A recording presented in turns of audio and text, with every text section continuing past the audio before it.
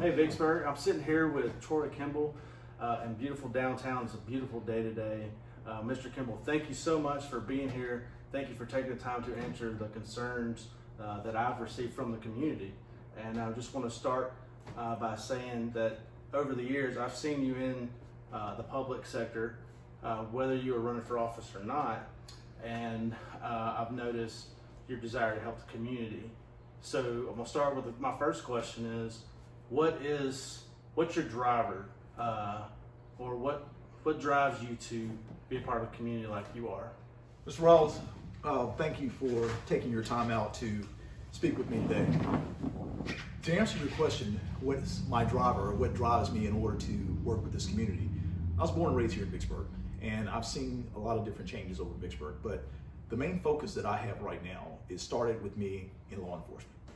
I worked as an IT consultant for a number of years with EDS Bell South. I was a project manager, a lead out of the Jackson office, and I traveled to Atlanta and Birmingham, other different data centers. So I worked in corporate America for a lot of times. I ran our data disaster recovery center for hardware.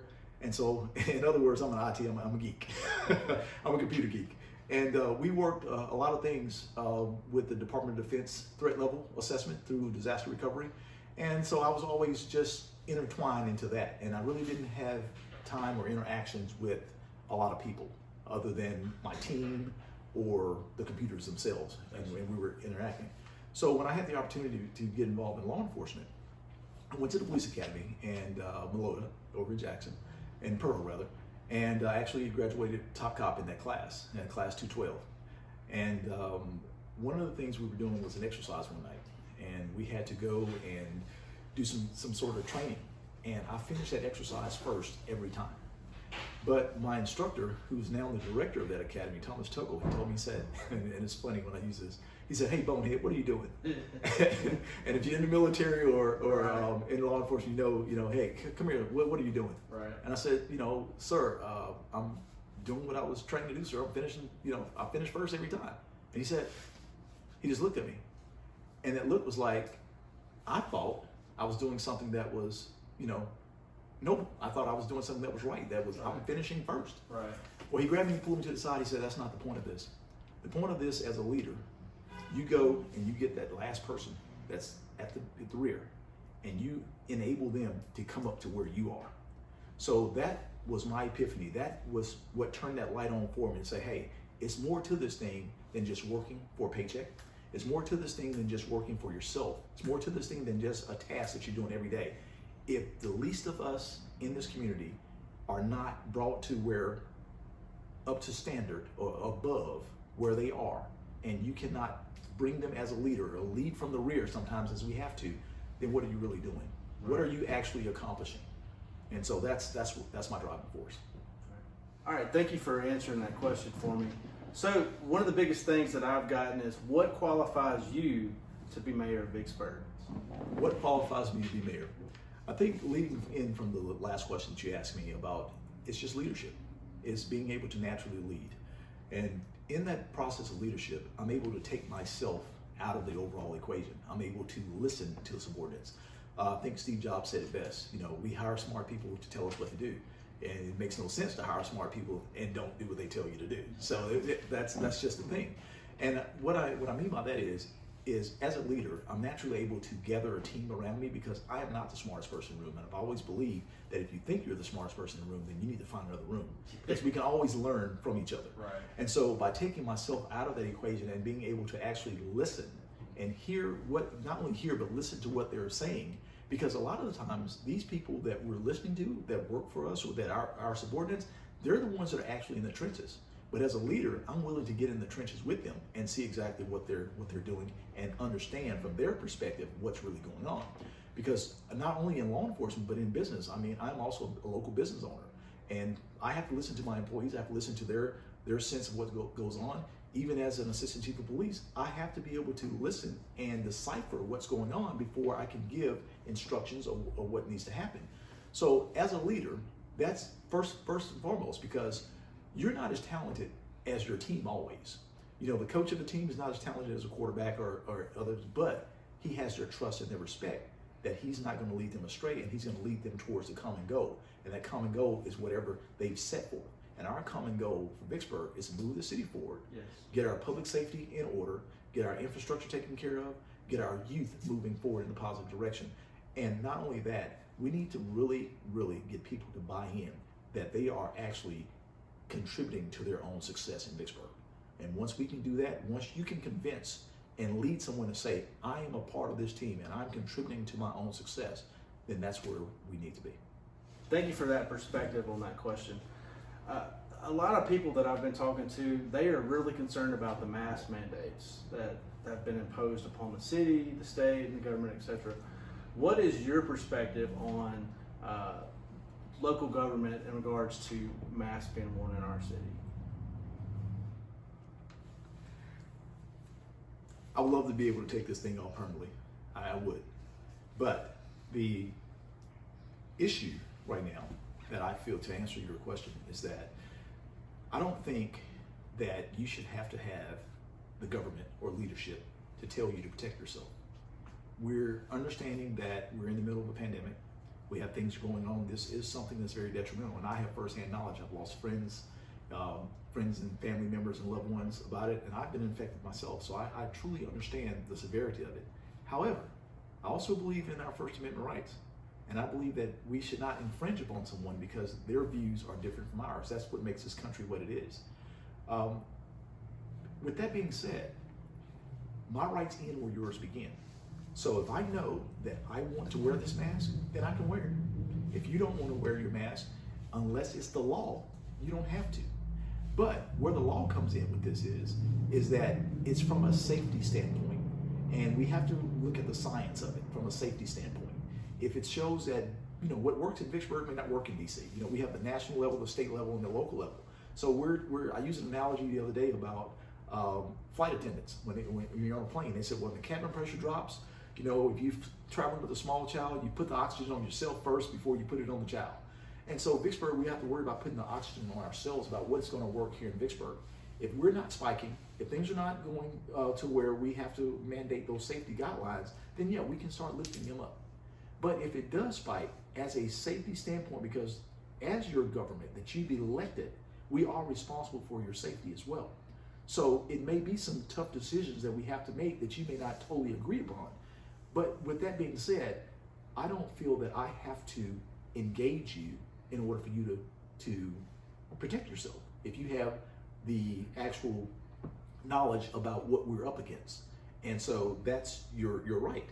Now for business owners, that's something totally different. That business owner has the right as well to initiate what he or she wants in her business.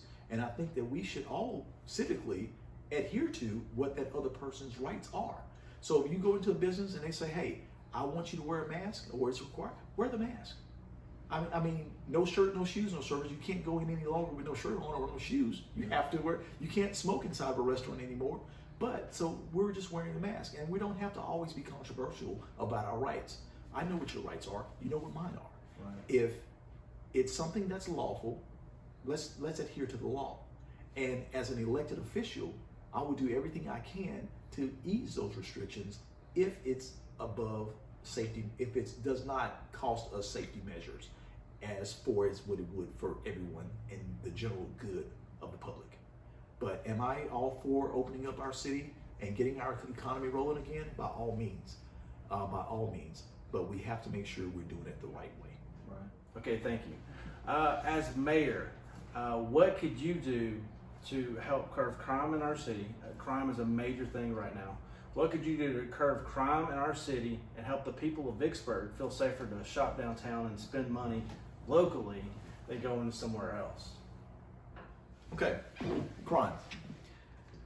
I think that I can speak very intelligently about this. I have 16 years of dedicated law enforcement experience in the city of Vicksburg and in other areas of our state. I'm an actual law enforcement instructor at our police academy.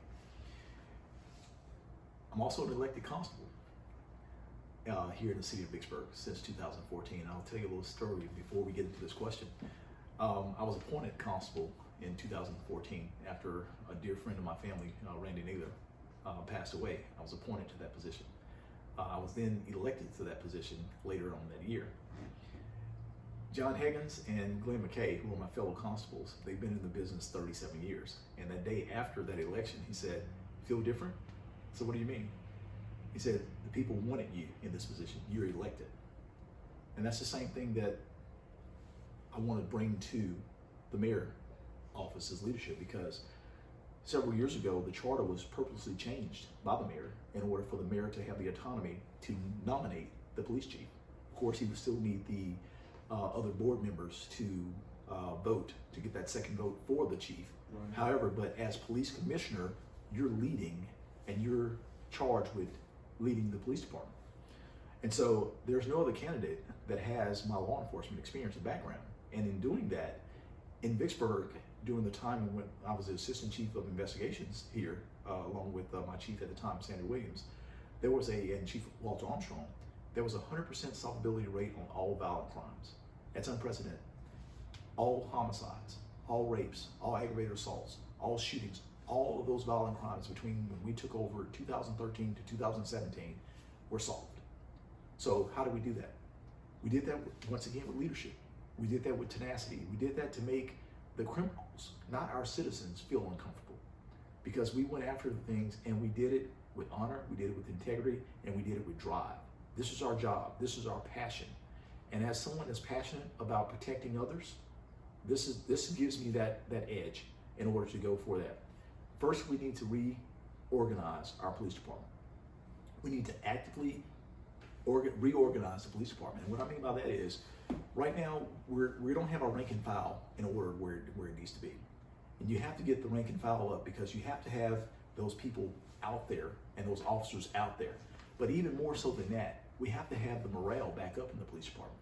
I still talk to officers every day, and these men and women have dedicated their lives to protecting others.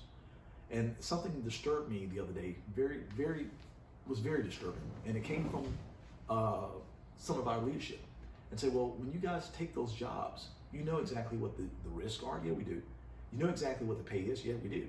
Well, this is something that you've always wanted to do. No, as I mentioned to you before, I was an IT guy. Law enforcement just happened to become me, and I absolutely love it, because it has given me a responsibility to my fellow citizen and to protect them. So with that in mind, we need to increase the recruitment and how and who we recruit, because giving a person a gun and a badge doesn't make them a good person. It makes that person with a gun and a badge. So we have to recruit the right people. We have to be able to actively recruit them. I looked at the website the other day, and there was something on the website on the police department. It has the patch that we wore back when I was an officer in 2005. It hasn't even been updated. We have things on that website that I looked at that doesn't show the job openings that are available. So if I have a good officer that wants to move to Vicksburg because his wife now is going to work at Erdic or something, and he wants to move to Vicksburg, and he looks on our website, something as simple as that, we're not showing the initiative, and we're not getting that drive out there to show people that and recruit those officers. The next thing we have to do is gain the trust again of the community, that they can go back to those times of 2013 to 2017 when those crimes were solved. Because if you did a crime in Vicksburg, you're gonna get caught. Right. And we have to have that tenacity and almost that, and I hate to use this, but I like to use this term, that swagger. That we're gonna be tough on crime, we're gonna make a no nonsense, no tolerance policy. You commit a crime in Vicksburg, it's gonna be taken care of. Right. Not only that, we're gonna work with the justice system, with our judges and our district attorneys, and we're gonna be on the same page. But even more so than that, we're gonna get into the community with our youth, because it's not just about putting handcuffs on them after it's done. We gotta be proactive to stop it before. And that's getting with our youth, because we have a lot of youthful offenders. And Frederick Douglass said, it's easier to raise strong children than to repair broken men. And so we have to start in the community with the youth and get them to trust us and get them to understand. And I know all the things that's going on a national level, all the things that happen in law. And law enforcement is not a popular profession right now. No. It's not, by no means. But we have to make sure we are putting the right people in place. We're getting them to understand the job that they're doing, and we're getting them to not only want to protect this community, but they're actively participating as a part of this community. And that's what we have to do. And one thing I would like to say about how we're going to get to crime is because we're going to take the approach that we're going to police as if we were not the police and we needed the police. So we're going to put it to a perspective. We are part of this community. We're going to protect this community, and criminals are not welcome. Well, thank you for your years of service. I do appreciate your commitment to our community and serving and protecting. I have great respect for law enforcement and our soldiers who fight for our freedoms every day. Thank you. What is your vision for Vicksburg? What can we do, or what is there to do for new jobs and growth in our city? My vision for Vicksburg. My vision, for Vicksburg is to actually have a Vicksburg that is progressive, that is safe, that is clean, and that is operating on a level to where people want to be here. People want to come to Vicksburg. People want to live in Vicksburg. People want to stay in Vicksburg. I spoke with at a high school graduation a few years back, and I spoke in a small town actually in Louisiana. I was invited to come and speak. And the young lady, the valedictorian, she said, well, I'm graduating, I'm going through all this, and I'm never coming back. I'm ready to get out of here, I'm never coming back. And I think that we're losing too many of our talented youth and too many of our citizens because Vicksburg's not offering them the things that we can. We're not offering them the jobs. We're not offering them the education. We're not offering them the safety. We're not offering them all of those things of what we could do better. We have a lot of potential in Vicksburg. And in doing so, my vision is to have a situation to where we're partnered with the school district. Once again, starting with our youth, building strong children and not repairing broken men. We're starting with our youth. We're engaging them to see exactly what they need. And everyone's not a professional athlete. Everyone's not a rocket scientist. Everyone's not a doctor or a nurse. So we have to get a vocational level and to start teaching our young men and women what it is to maintain, what it is to just have employment and be a productive citizen in that. And in saying that vision of doing that, we're teaching them skill levels and skill sets to prepare Vicksburg for people that want to come. And I've said this over and over again. The old Kevin Costner movie, Field of Dreams, build it and they'll come. Right. We want to be prepared before they come because, people say, well, you just lucked up on this. One other quote that I got from Denzel is that luck is an opportunity that just happened to be there, but you were prepared for it. So if we're lucky enough to bring industry here, we're prepared for it. If we're lucky enough to get the drilling rigs and things going back up on the harbor, guess what? We're prepared now because we have a skilled and educated workforce already. That's one vision. Another vision is to have the partnership again with the school district to where we're educating our young people enough and that when industry say, well, are we going to live in Clinton because of their school district or are we going to live in Vicksburg? And that we're properly getting our teachers interacted and trained and get the educational level and the school level rating up. But we have to know exactly what they need. Right. We have to partner. We're not, right now, the city, and I've seen things about why we're not interacting with the school district, why the mayor is not on the school board, why, school boards is an elected official as well. So we can't have two elected, but we still need representation there because we're interacting and that's our future. So we need representation. That's another vision, to have representation on the school board with the city, not the mayor, but representation. Right. The other thing is to use and work common sense approach. Work smarter, not harder, I mentioned before, I'm an IT guy, and I think we could use innovation and technology to move Vicksburg forward. I was fortunate to be a part of a project, as a matter of fact, this was used down for our wastewater system. Years ago, I was a part of a company that did this, and it was actually used in Vicksburg as a pilot for free for several years. Nice. And what it did, it allowed for instance, for our pumping stations for wastewater, if there was an alert it would send a text, tweet, email, any kind of thing like that. And it worked on the SCADA platform system for the wastewater. So what it did, it actually would allow for the worker to not have to travel to each location. He can actually look on his computer in his truck and see exactly what's going on. So that's just one example. And that's not something that I'm really using for as a conflict. But what I'm saying is, let's use technology and let technology work for us. Let's do that.